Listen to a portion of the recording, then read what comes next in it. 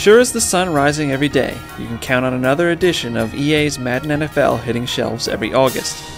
Some will say the game is nothing more than a roster update of the game they played a year ago, while others will tout each year as being the best ever. Madden's production team spent most of the summer leading up to the game's release hyping new features, improvements to gameplay, and the slightly sharper graphics.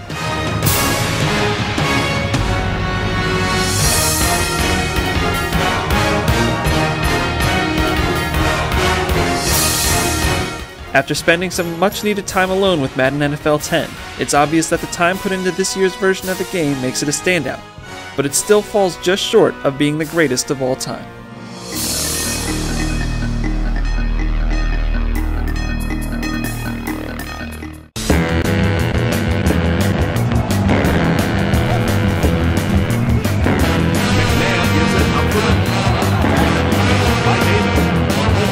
When you start up this year's Madden, the first thing you'll notice is the streamlined interface. All the options are laid out in a clear and concise manner, and the frustrating confusion that you've felt the last few years is gone.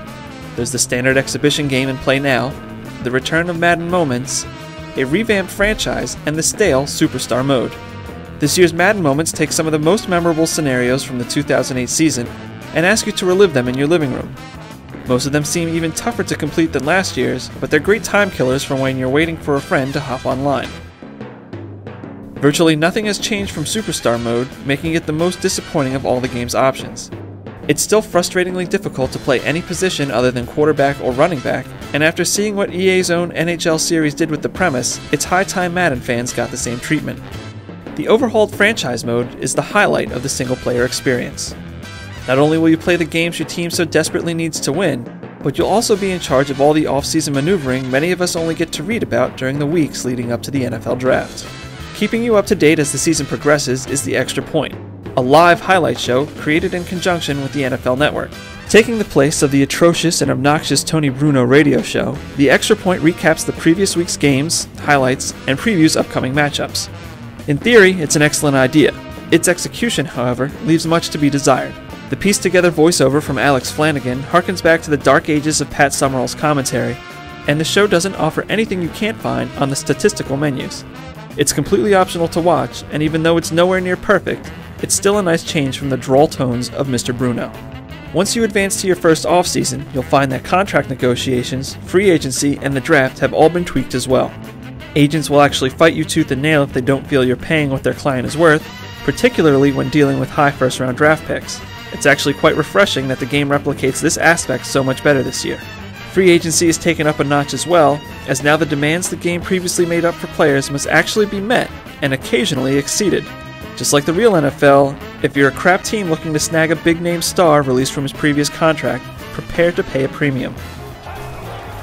All the game modes in the world wouldn't mean a thing if the gameplay was terrible, but this year's Madden not only takes some great strides on the field, it also makes the game incredibly more realistic.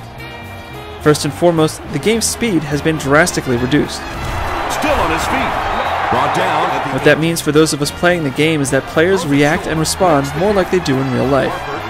The difference between running with and without speed bursts is much more noticeable, and the separation between offensive and defensive players is much closer to the real thing than it was in years past.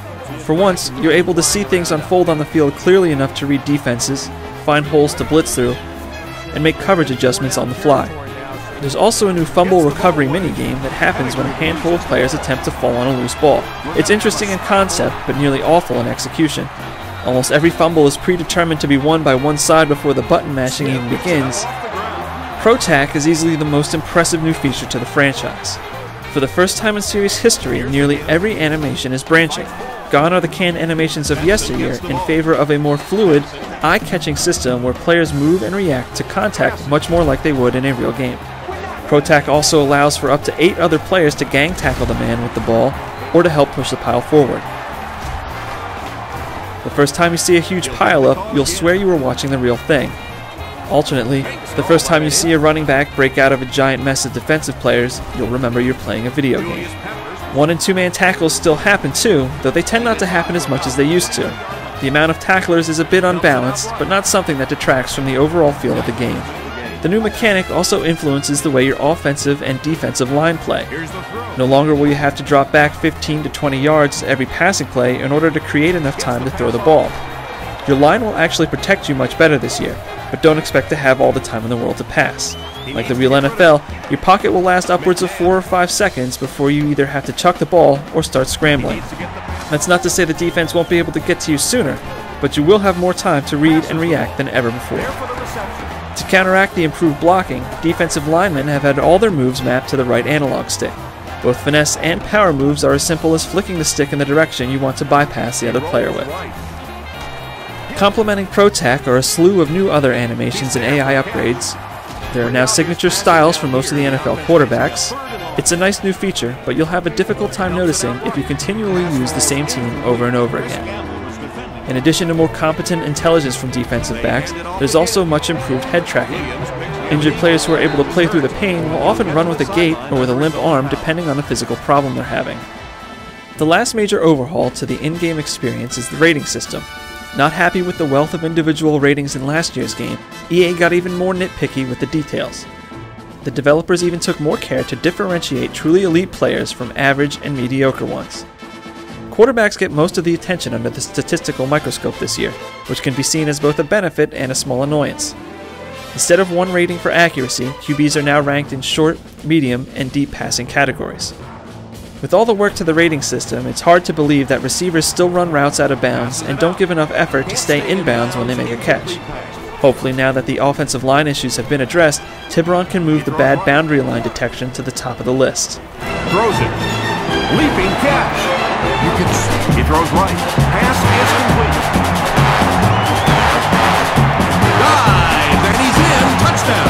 When you're done messing around offline, it's time to see if your game stacks up against the millions of others who also embarked on this yearly ritual. EA's more user-friendly menus show up once more and make traversing the online multiplayer extremely easy. Your record and statistics are easy to find, as they're just a button press away. Ranked matches are easy to join, and the lag this year is negligible. Playing with or against friends is as easy as going to the Friends tab and inviting the person you want to play to a game. There are 3 game types available: Ranked, Unranked, and Unranked Co-op. Ranked limits you to playing by EA's standard settings, Unranked allows you to tune the game however you want, and Unranked Co-op allows you and a friend to play online together against a computer team. You can't play cooperatively against another person or against another set of players, which is pretty lame. Should you decide to try your hand at the co-op mode, you'll be severely disappointed.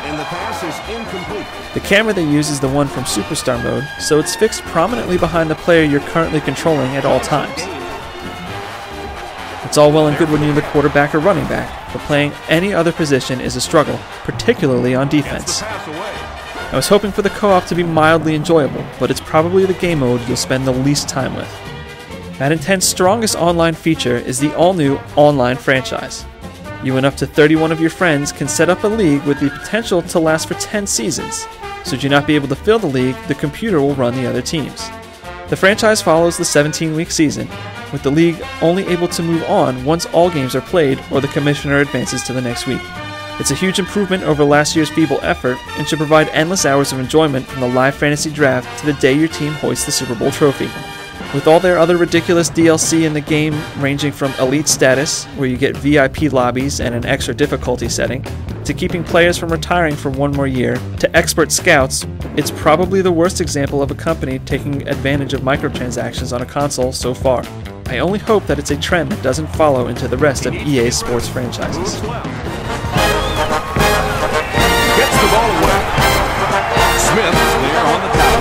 The Bengals will take. I've already given much praise to the new animations implemented in this year's game, but I should also compliment the developers for somehow finding a way to improve the graphics during the on-field action. Player models look better, with more noticeable differences in large linemen and skinny wideouts. In previous years, you were never really able to feel the difference in the size and weight of the pros, but Madden 10 does a nice job creating a difference in mass when controlling players.